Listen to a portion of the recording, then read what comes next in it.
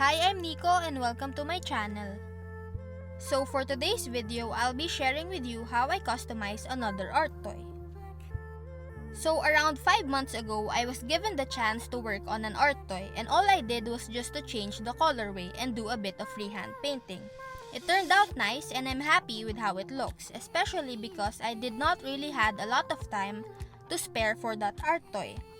So fast forward to December, I got the chance to work on another one. Even though I was neck deep in commission works, I said yes. And here we are now. So this is Fetty Boy by Imagination Studios. I honestly don't know much about this aside from the obvious fact that it's inspired by Boba Fett from Star Wars.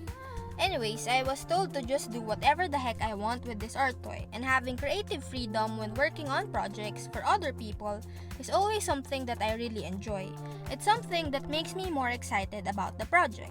So I immediately got started brainstorming what I wanted to do. So all I knew was that I wanted to actually customize and add my own spin to this art toy, and not just change the colorway. And since I'm a big fan of the Star Wars franchise, I wanted to really focus and take great care in making my version come to life. And so when I found the perfect reference, even though I didn't have the best tools, I just started doing it.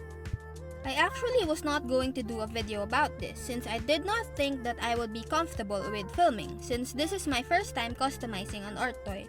But I figured it would be a waste not to, so I ended up recording halfway through the process. As I've said, I did not really have the best tools on hand. I mean, I had a lot of sculpting tools and all that, but I didn't have the proper clay to use. I ended up using epoxy putty that you get from the hardware store. It's funny cause I could have stopped and bought some epoxy sculpt or Procreate, but I decided to just give myself a hard time and work with what I got. I did get used to it after using it for a while though. You just have to find the workaround. So basically, my version is a samurai / sci-fi inspired Fetty Boy. So originally, Fetty Boy wears a casual outfit, some pants and a shirt with something that looks like a gun of some sort. And of course, I have to work around that. It would be too much work to change the pose, so I figured the best way to change the look is to add armor on top. This way, I don't have to remove as much of the design as possible, since I can just cover it up with more putty or clay on top. So I would say that the big changes that I did was removing the backpack completely and replacing it with a gunpla inspired backpack instead. I also removed the gun and replaced it with another, and also changing the shape of the head. Those 3 things probably took the longest to do, but aside from that, everything else were surprisingly easy. Adding the body armor was fun and simple enough to make, but it totally helped with changing the look of the figure. I'd say the main thing with making this art toy is just doing what I wanted and not caring about the cleanliness of the build. Because obviously, doing gunpla, you're always conscious about your work. Like, are the seam lines removed? Are my panel lines perfect? Is the paint job immaculate? And things like that. Which sometimes takes away the fun of building. So while working on this art toy and with a different medium like clay and epoxy, I was able to let go and not care about the uneven shape or width of a certain part. Because it's clay, you'll never be able to make it work exactly like how you want it. Plus, I think the imperfections are part of the beauty. Like, it's a reminder that this work is entirely made by hand. It's handcrafted and hopefully people appreciate that about it. Anyways, let's talk about the colorway and how I painted this guy. I've always been more into colorful schemes and gradients, and while I appreciate the coolness of a subdued colorway full of grays and blacks, it's just not me. So I decided to make this guy look vibrant and eye-catching even from 10 feet away. I usually just pick out 2 main colors and then see what happens. I never really plan which parts will be colored with this and that, which is why I sometimes end up with a colorway that I don't really like. One time, I ended up having a Lakers themed gunpla because I used purple and yellow without thinking. Most of the time though, I'm pretty satisfied with how the colors turn out. And with this one, I kinda played it safe and used orange and turquoise, which I've used before.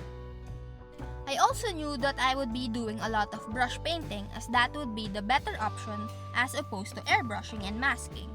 So I primed this with a gray spray can and then airbrush white on top before airbrushing the model color Amaranth Red, which is really an orange color. And then after that, everything was hand painted. So originally, I was going to do a green and yellow color scheme since Boba Fett is green, but I realized that green and yellow are too close together on the color wheel, meaning that the contrast will be weak. So the next option was to do turquoise and orange. I also know that when people hear the word samurai, red is the color that immediately comes to mind. And while I could have gone and went with red and black, I felt like it would be too boring. It would be just like any other art toy with the red and black colorway.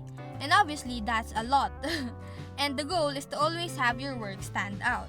So of course, the colors have to be bold and daring as well. Everybody has always been afraid to do a different color scheme.